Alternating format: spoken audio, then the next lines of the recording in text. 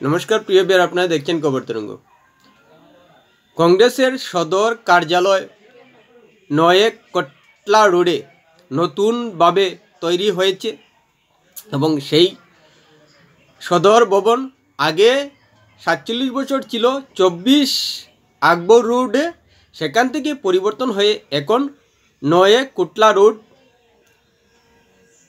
রোডে স্থানান্তরিত হয়েছে এবং সেই কংগ্রেসের সদর কার্যালয়ের নাম রাখা হয়েছে ইন্দিরা ভবন। আর সেই ইন্দিরা ভবন নিয়েই এবার বিজেপি কড়া প্রতিক্রিয়া জানালো কংগ্রেসের এমন পদক্ষেপে। বিজেপি অভিযোগ করছে, কটাক্ষ করছে যে ডক্টর মনমোহন সিং এবং আম্বেদকরকে নিয়ে কংগ্রেস যেভাবে কিছুদিন আগে রাজনীতি করেছে, এবার নিজের সদর কার্যালয়ের নাম রাখার ক্ষেত্রে তাদের সেই রাজনীতি করার যে মানসিকতাটা ছিল এখন কোথায়?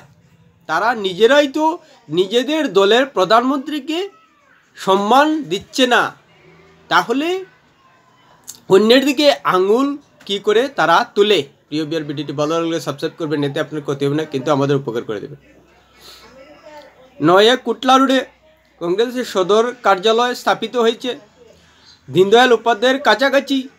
শুধু দীনদয়ালের ছোঁয়া এড়াতেই নয়েক কোটলা রোডে সদর কার্যালয়ের প্রধান ফটক দেওয়া হয়েছে আর সেই সদর কার্যালয়ের নাম রাখা হয়েছে ইন্দিরা ভবন। আর এ নিয়েই বিজেপির প্রতিক্রিয়া যে যদি কংগ্রেস ডিসেম্বরের শেষ দিকে ডক্টর মনমোহন সিংয়ের ২৯টি ক্রিয়া নিয়ে যে জমি বরাদ্দের জন্য, স্মৃতিচিহ্ন বরাদ্দের জন্য বিজেপির দিকে আঙ্গুল তুলেছিল এবং বলেছিল যে প্রথম শিখ প্রধানমন্ত্রী ডক্টর মনমোহন সিংয়ের অপমান হচ্ছে, তাহলে এবার নতুন করে সদর কার্যালয় প্রতিষ্ঠিত এবং সদ্য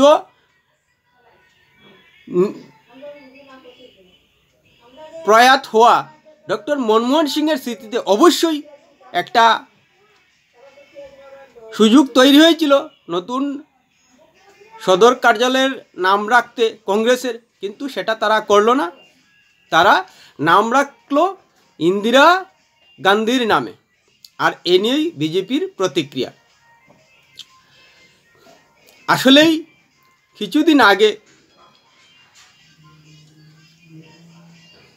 স্বরাষ্ট্রমন্ত্রী অমিত শাহের আম্বেদকর আম্বেদকর আম্বেদকর আম্বেদকর বলে যে সংসদে বলেছিলেন এবং এতে বিতর্ক সৃষ্টি হয়েছিল, সে নিয়ে কংগ্রেস লাগাতার আক্রমণ করেছে স্বরাষ্ট্রমন্ত্রী অমিত শাহের দিকে, সেই সঙ্গে তার ইস্তফা দাবি জানিয়েছিল। কিন্তু এখন বিজেপি প্রশ্ন তুলছে যে আম্বেদকরের প্রতি যদি তাদের এতই আবেগ থেকে থাকে, ডক্টর মনমোহন সিংয়ের প্রতি যদি তাদের কংগ্রেসের এতই আবেগ থেকে থাকে, তাহলে নতুনভাবে গড়ে ওঠা কংগ্রেস সদর দপ্তরের নাম কেন ইন্দিরা গান্ধীর পরিবর্তে ডক্টর মনমোহন সিংয়ের নামে রাখা হলো না বা আম্বেদকরের নামে রাখা হলো না? স্বাভাবিকভাবেই বিজেপি অভিযোগ করছে কংগ্রেসের এমন নোংরা রাজনীতি নিয়ে। পরিষ্কার বলছে যে কংগ্রেস নোংরা রাজনীতি করছে।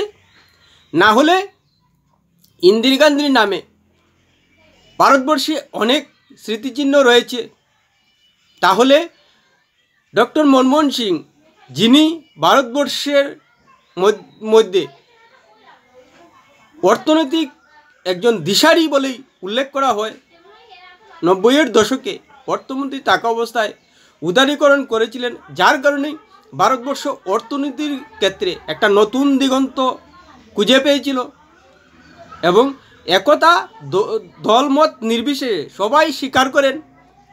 তাহলে এমন একজন প্রধানমন্ত্রীর স্মৃতি রক্ষার্থে কংগ্রেস নিজের সদর দপ্তরের নাম কেন রাখল না? আর আম্বেদকরকে যদি সত্যিকার অর্থেই কংগ্রেস আবেগ আবেগিক একটা নাম বলে মনে করে, তাহলে আম্বেদকরের নামেও কিন্তু কংগ্রেসের সদর কার্যালয়ে রাখার চিন্তা করতে পারতো, কিন্তু সেসব কিছুই হয়নি। এই জন্যই বিজেপি অভিযোগ জানিয়েছে যে কংগ্রেস পরিবারবাদের বাইরে গিয়ে কিছু চিন্তা করতে পারে না। রাহুল গান্ধী, সোনিয়া গান্ধী, প্রিয়াঙ্কা গান্ধী তারা নিজেদের পরিবারের বাইরে গিয়ে কংগ্রেস দলকে ভাবতে পারে না। এজন্য বিজেপি এও বলেছে যে আম্বেদকর, ডক্টর মনমোহন সিং, প্রণব মুখার্জি, নরসিংহ রাও, অনেক কংগ্রেস রাষ্ট্রপতি, প্রধানমন্ত্রী রয়েছেন যারা কংগ্রেসের হয়ে রাজনীতি করেছিলেন।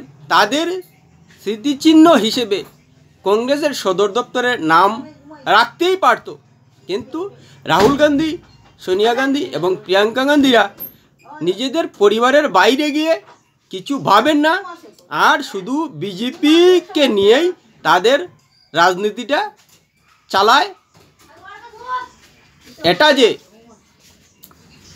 বিশেষ করে মনমোহন সিংকে নিয়ে ডিসেম্বরের শেষ দিকে কংগ্রেস যে অভিযোগ তুলেছিল বিজেপির বিরুদ্ধে, তা যে কংগ্রেসের একটা রাজনীতি সেটা পরিষ্কার হয়ে গেছে। না হলে 15-20 দিন আগের কথা, যেভাবে ডক্টর মনমোহন সিংকে নিয়ে তৎপর হয়েছিল, সক্রিয় হয়েছিল কংগ্রেস এবং সক্রিয় হয়েছিলেন রাহুল গান্ধী, সোনিয়া গান্ধী, প্রিয়াঙ্কা গান্ধীরা, তাদের সেই কথা যদি সত্যিকার অর্থে মনে থাকতো এবং কংগ্রেস দলের হয়ে রাজনীতি করা নরসিংহ রাও, প্রণব মুখার্জি, ডক্টর মনমোহন সিং এবং ভীমবাব আম্বেদকরের প্রতি সত্যিকার অর্থে যদি আবেগ থাকতো, তাহলে নিশ্চিতভাবেই কংগ্রেস সদর দপ্তরের নাম এদের কারো নামেই কংগ্রেস রাখতো। কিন্তু কি দেখতে পেলাম যে কংগ্রেস তাদের কারো কথা মনে রাখেনি, একমাত্র ইন্দিরা গান্ধীর নামই তাদের মাথায় এসেছে এবং সেই হিসেবেই নতুন সদর দপ্তরের নাম রেখেছে ইন্দিরা ভবন।